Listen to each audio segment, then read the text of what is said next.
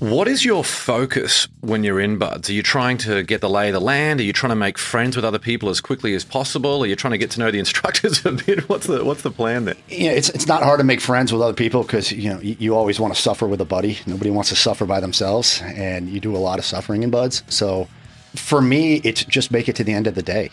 I think when I get kids asking me for advice when they're going to buds, it's take everything one step at a time.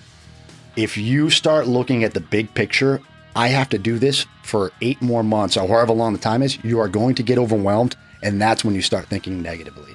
If you have, I just need to make it to the end of this evolution, or I just have to make it to the end of the day. I just have to make it to Friday.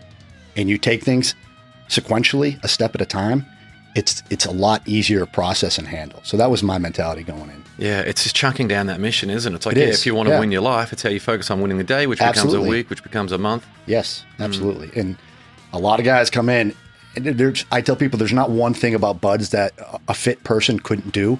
It's the fact that you have to do it over and over and over again that makes it really difficult. And it's funny, one of the first guys to ring the bell was this championship triathlete. He was just a stud. He'd smoke us all on the runs and the swims. It was very impressive.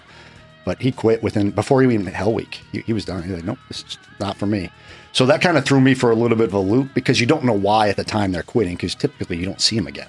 They get them out of there. And so it is true to some degree. You look around and the guys that you think won't make it, and the guys that you think are going to make it, don't make it. So it's really hard to process. And the Navy spends a lot of money trying to figure out, because it would be so much easier if you could know the traits or the attributes that are going to get the guys through ahead of time before you put them in the selection course. It'd be much more efficient.